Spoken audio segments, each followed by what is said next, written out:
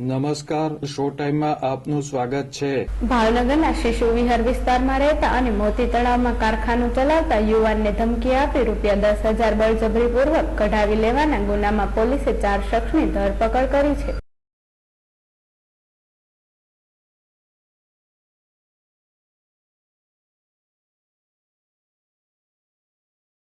શિશુ વિહારમાં આવેલ યુસુફ બાગમાં રહેતા શહેજાદભાઈ સલીમભાઈ લખાણીને ગાળો આપવા મામલે ઇરશાદ શેખ, આદિલ મોહમ્મદ અને મયુદ્દીન કાઝીએ છરી બતાવી ₹2 લાખની માંગણી કરી હતી। આ ઘટના બાદ ઇરશાદ શેખે છરી બતાવી ₹10,000 બળજબરીપૂર્વક કઢાવી લીધા હતા।